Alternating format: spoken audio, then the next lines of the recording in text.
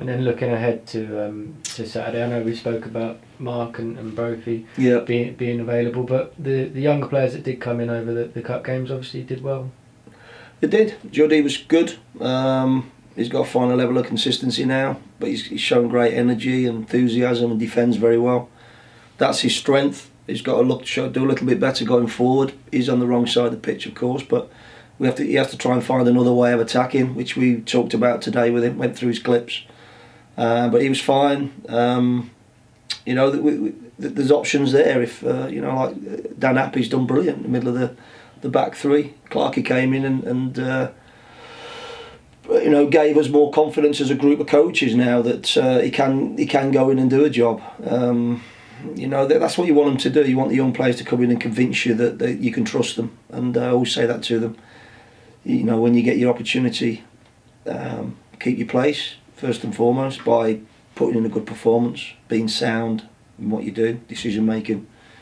You know, I don't think they particularly all play with any fear. You know, Dan and Juddy certainly enjoyed the challenge the other night, and Clarkey would have wanted to put it right from his previous game, and did. He did fine. They're still young, you know. Dan Appy's just 19, Clarkey's 19, Juddy's the same. They're young boys who. At some point you have to give a chance to. I know Juddy played quite a lot of games last season, but a lot of the players that played last season played because there was nobody else to play. They have to earn the right to play this season because it's different. We've got a bigger squad, more competition, more experience in that squad. So those young players now have got to work very hard to get to the front of that queue, and now they've got to the front of the queue, they've got to stay there. And then also looking at, I know obviously any footballer wants to be playing the games and being out there, but they can still learn an awful lot just being in and around the place and kind of coming out for a game or two and watching from the sidelines as part of a development process. Yeah, that's the process really, Charlie. That's the way it is. It's you put them in, they usually find that second, third, fourth game really hard. That first game is always adrenaline driven, and the excitement of getting their opportunity, it normally results in a decent performance.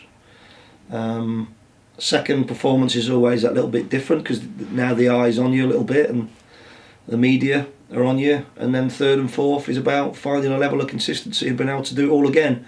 And if you've got 3 games in 1 week, that's a big ask, you know, mentally for them as well. So there's all those little challenges for young players when they're developing and coming into the team, and in the end it's about your level of performance over a period of games. That's how you get judged, and if you can play 40 games, 35, 40 games and more at 7 out of 10, then you're going to become a good player.